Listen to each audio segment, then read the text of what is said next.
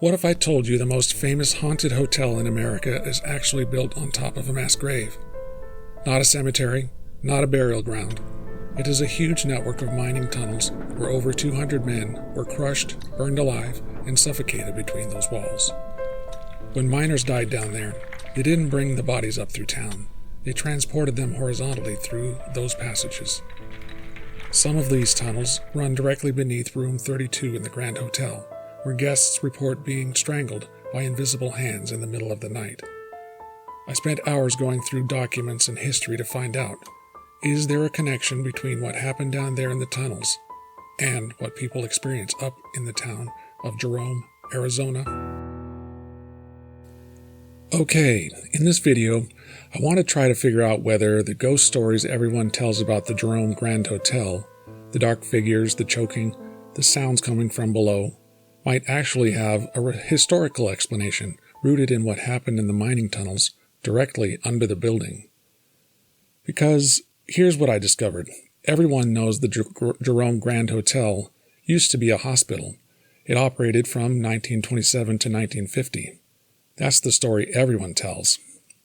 But what nobody talks about is that this hotel was built on Cleopatra Hill, the same mountain that was absolutely honeycombed with mining tunnels, over 100 miles of them, and between 1876 and 1953, copper mining in Jerome resulted in over 200 documented miner deaths.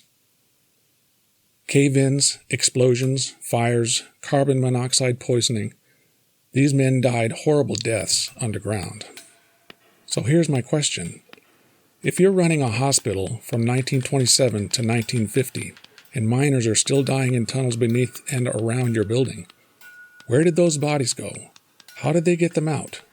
And is there any chance, any possibility, that the trauma of those deaths is connected to what people report experiencing in the hotel today? And then I found something else, something that connects those tunnels to this hotel in a way I wasn't expecting. A mysterious death in 1935. Some say it was an accident, some say it was murder. Find out for yourself a bit later. So, that's the story we're going to explore. The tunnels beneath the hotel, the deaths that happened in them, and one man who connected both worlds, and may have paid for it with his life. I wanted to do this video on Jerome because it's widely known as a place with a lot of history and is very haunted, but what I found completely changed how I wanted to feature this ghost town. First, the scale of the mining operation. Between 1876 and 1953, the United Verde Copper Company extracted over 3 million tons of copper from this mountain, and to do that, they carved over 100 miles of tunnels under Jerome. That's not an exaggeration. Over 100 miles of interconnected tunnels running at different depths, spreading out in every direction beneath the town. I went through dozens of accounts of mining deaths in Jerome, and what struck me was the geography. These deaths happened all throughout the tunnel system, some at 1,200 feet deep, some in the eastern shafts, and some in the western sections. But the bodies all had to come out somewhere, and with over 100 miles of interconnected tunnels beneath the mountain, the mining company had multiple exit points spread across the hillside. The hospital, built in 1927, sits right in the middle of that network. So, from 1927 until the early 1950s, you had a hospital operating on top of tunnels that were actively being used to transport dead miners.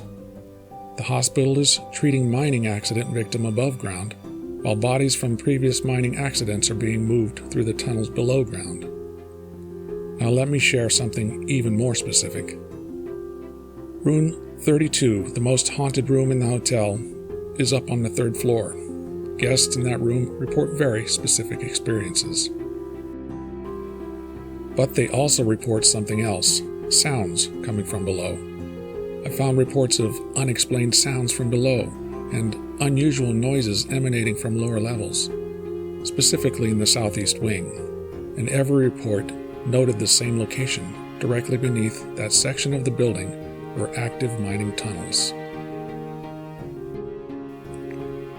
This is where the mysterious death in 1935 comes in. While I was researching the mining deaths, I found references to one specific name in the hotel's paranormal stories: Claude Harvey. Guests and staff at the hotel report encounters with a spirit they call Claude. He's described as a maintenance man who seems to still be working in the building, and according to the hotel's history, Claude Harvey was the maintenance man who worked at the hospital in the 1930s. Here's what I found. Claude Harvey worked as a maintenance engineer at the hospital starting in the early 1930s. His job responsibilities included maintenance and monitoring of the building's heating, plumbing, and structural systems. That last part is important. Structural systems. Someone had to investigate those sounds that had been coming from below. Someone had to go down into the basement when the staff reported hearing things, and that someone was Claude Harvey, the maintenance engineer whose job it was to keep the building running. Which means Claude Harvey spent his days going into the basement, listening to the sounds coming from below, tracking the movement of the building above the tunnels. He would have been one of the few people who regularly accessed the lower levels where the building connected to the tunnel systems. And then, in 1935, Claude Harvey died under extremely mysterious circumstances. His body was found pinned under the elevator in the hospital. The initial assumption was that it was a tragic accident, a maintenance worker killed by the equipment he was servicing. But here's where it gets suspicious. The elevator was inspected after his death, and according to the report, the elevator was not the cause of his death. Let me say that again. The elevator didn't kill him.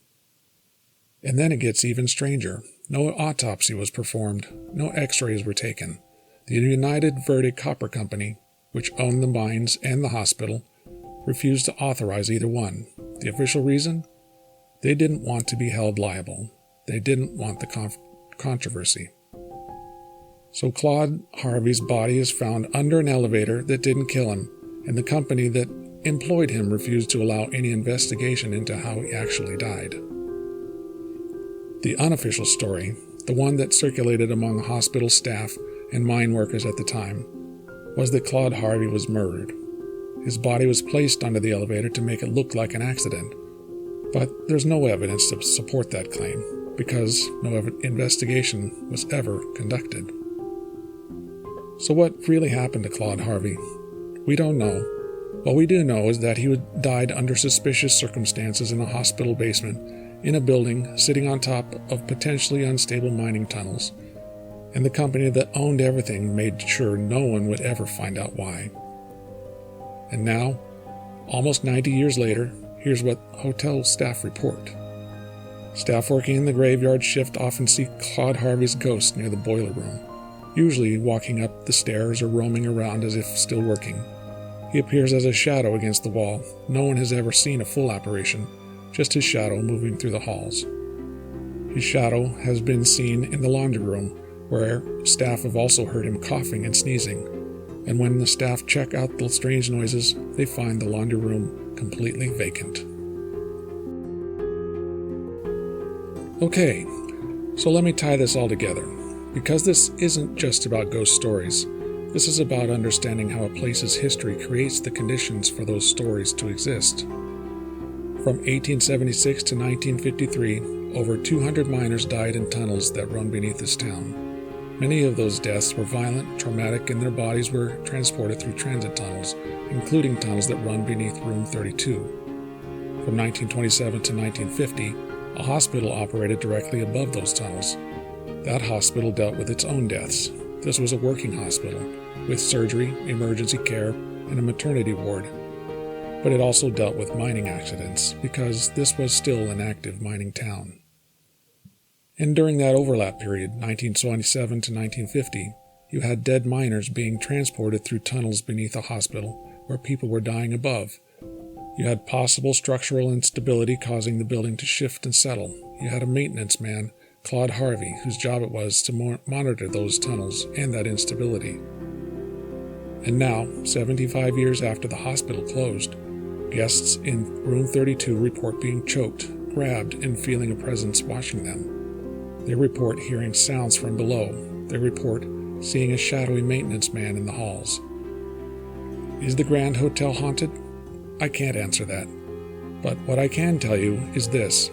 The experiences people report in this hotel align almost perfectly with the documented history of trauma, death, and structural instability connected to the tunnels beneath it.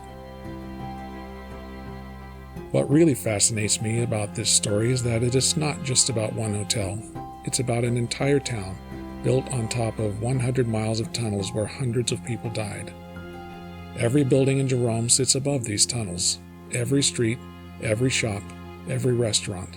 And if you talk to locals, people who actually live and work here, they'll tell you stories. My father used to make meals there. My mother used to be a laundry maid there.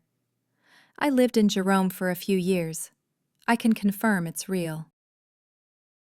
It's haunted as hell. I work in Jerome. And when you understand that this town is built on top of a vast network of tunnels where traumatic deaths occurred, suddenly these stories start to make more sense, not as proof of ghosts, necessarily, but as evidence that places hold memory, that trauma leaves an imprint. That kind of history just doesn't disappear. The Jerome Grand Hotel is the most famous haunted location in Arizona, but maybe it's not haunted because it used to be a hospital. Maybe it's haunted because it's built on top of tunnels where the real horror happened. Everyone investigates room 32, but nobody investigates the 100 miles of tunnels beneath it. Everyone talks about the hospital deaths, but nobody talks about the mining deaths that happened in the same location over a longer period of time in more violent ways. The tunnels beneath the ghosts. That's the real story of Jerome. If you know anything about the mining tunnels beneath Jerome, or if you've had any experiences in Jerome that are similar to what I've described, leave a comment. I read every single one.